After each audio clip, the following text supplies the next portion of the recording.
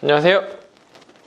잘 나가는 서원장입니다. 네, 오늘은 고급 정보를 가지고 영상을 한번 찍어볼까 해요. 여러분들이 구매 대행을 하는 데 있어서 중국 기준 이 구매가가 150불이 넘으면 관부가세를 내게 되잖아요. 그런데 이 관부가세 부과 기준이 중국 내 구매가 기준이냐 아니면 국내 쇼핑몰 판매가 기준이냐, 이런 부분이 명확하지가 않아 가지고 계속 혼동이 돼요. 관세청에 전화해도 세관에 전화해도 명확하게 답을 주는 사람이 없어서 제가 7월 15일 날 업로드한 영상에 국민신문고를 통해 물어본 영상이 있어요. 그런데 그때 한 말이 관세평가분류원에 과세가격 결정 방법 사전심사 신청을 해라 라고 하더라고요. 명확한 답을 알고 싶으면. 그래서 여기 나온 자료들을 다 만들어 가지고 그때 이메일로 보내면 또 안 되기 때문에 직접 등기로 보냈어요. 그리고 나서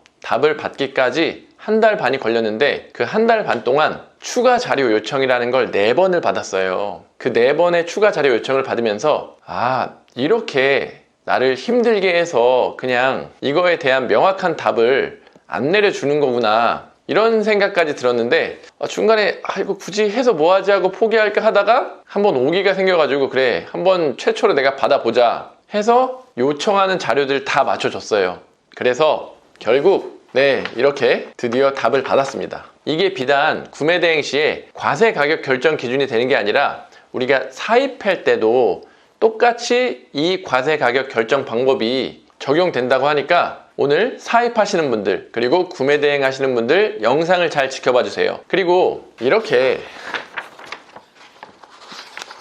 4페이지에 걸쳐서 쭉 문서로 작성돼서 왔는데 이거를 그대로 읽으면서 설명드리면 너무 어렵기 때문에 제가 PPT를 하나 만들었어요. 그래서 그 PPT 자료를 가지고 여러분들한테 좀 쉽게 설명해 드리도록 하겠습니다. 네, 그럼 PPT 자료를 보실게요.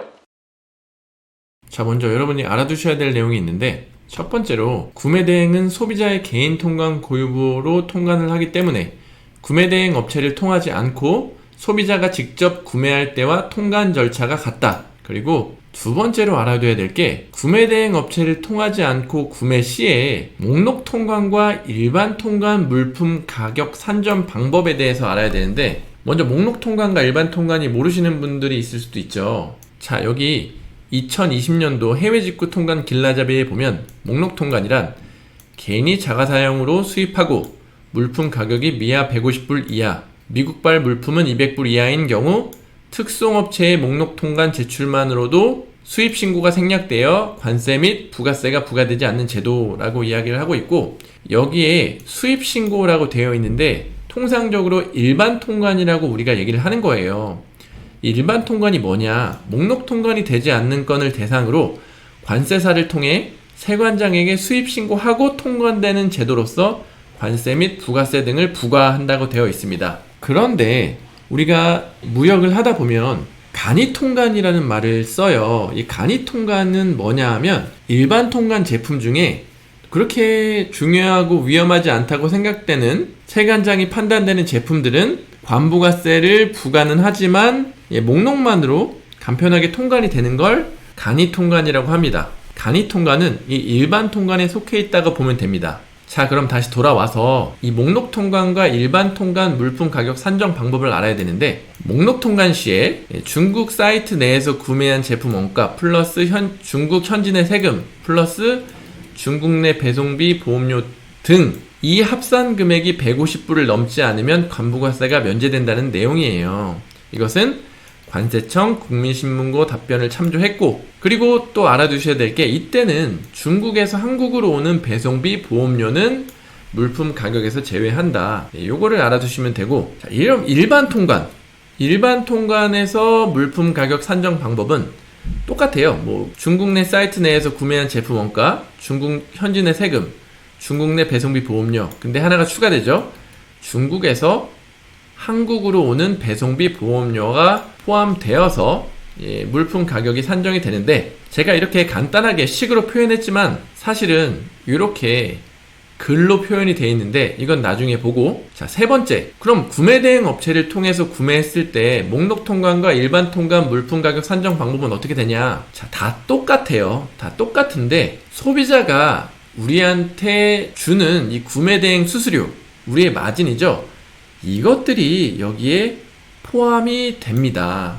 자, 그럼 이것만 봐서는 쇼핑몰에 올려놓은 판매가가 목록 통관 물품 가격에 우리 마진을 붙인 가격이 쇼핑몰의 판매가니까, 아, 쇼핑몰의 판매가대로 신고를 해야 되는 게 맞구나 라고 생각하실 수 있어요. 그런데 여기에 보면 이 관세법 제30조 1항의 내용을 보면 구매자가 부담하는 수수료와 중개료, 근데 여기에 보면 구매 수수료는 제외된다고 되어 있어요. 이 내용을 토대로 핵심 쟁점이 우리가 받는 구매 대행 수수료가 이 관세법 제30조 1항에서 얘기하는 구매 수수료냐, 이게 이제 핵심 쟁점인 거예요.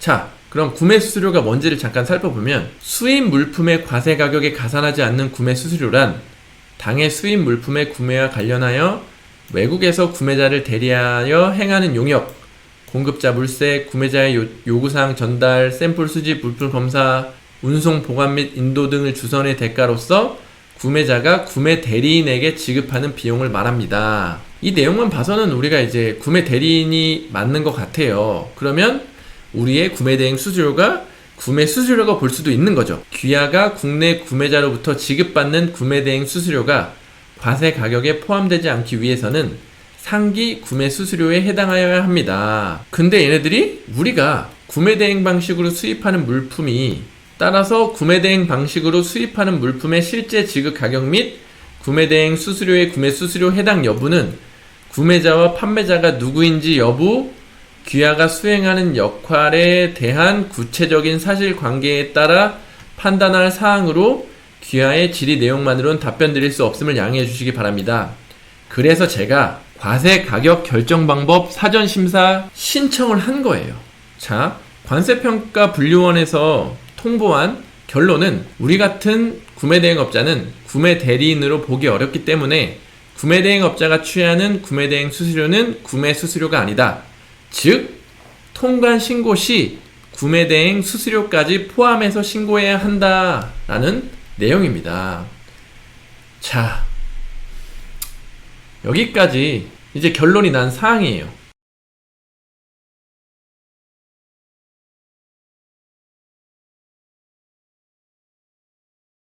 네, 바쁘신 분들은 여기서 끊으시면 되고, 자, 이제부터는 왜 구매대행업자가 구매 대리인이 아니냐 그 이유를 설명하고 있는데 쭉 읽어볼게요. 자사 쇼핑몰에서 판매할 상품을 직접 물색 및 선정하고 신청인의 판단하에 상품 구성을 추가하기도 하며 배송대행 업체를 선정하여 한국으로 운송을 요청하고 신청인의 부담으로 포장을 보완하는 등 수입 물품의 운송 인도에 대한 주선과 관련한 용역을 구매자에게 제공하는 범주를 벗어난 업무를 수행하고 있는 것으로 보입니다. 또한 당초 구매하기로 한 해외 판매자 상품의 재고가 없는 경우 국내 구매자와 합의 없이 다른 해외 판매자로부터 동일한 상품을 구매할 수 있고, 자, 우리가 재고가 없으면 다른 판매자의 상품을 검색해서 구매해서 보내주죠. 그리고 더 싼 제품이 있으면 그 제품을 우리 마음대로 합의 없이 골라서 보내줍니다. 자, 또 구매자로부터 수령하는 수수료를 신청인이 단독으로 결정하는 점, 우리가 마음대로 마진을 책정하죠. 네, 인정. 자, 수입 물품에 대하여 재산적 이익을 갖고 있는 점 및 물품에 대한 손실을 부담하거나 이윤을 취하고 있는 점으로 보이는 점 등 상기 내용을 종합적으로 검토한 바, 신청인은 일반적으로 구매대리인이 수행하는 용역의 범위를 벗어나며 구매자의 계산과 위험, 부담으로 구매대행 업무를 수행하지 않으므로 구매대리인으로 볼 수 없고, 신청인이 상품 가격을 스스로 결정하는 것은 수입 물품의 가격을 통제하는 것으로 볼 수 있으며 해당 거래는 신청인의 계산과 위험 부담하에 이루어지므로 판매자에 해당하는 것으로 판단됩니다. 이렇게 답변이 왔습니다. 네, 뭐 우리가 하고 있는 것들이 구매 대리인의 역할을 벗어나나 봐요. 그래서 우리는 판매자에 해당되기 때문에 구매 수수료로 인정이 안 됩니다. 자, 근데 뭔가 찜찜합니다. 뭐가 찜찜하냐면, 자, 구매대행은 소비자의 개인 통관 고유부로 통관을 하기 때문에 구매대행 업체를 통하지 않고 소비자가 직접 구매할 때와 통관 절차가 같다. 이건 제가 아까 말씀드렸죠. 자, 그러면 구매대행 업체를 통할 때와 통하지 않을 때 통관 신고 절차가 같기 때문에 내가 구매대행 수수료를 물품 신고 가격에 넣지 않으면 아무도 모른다. 그래서 이 사실에 대해서 전화해봤어요.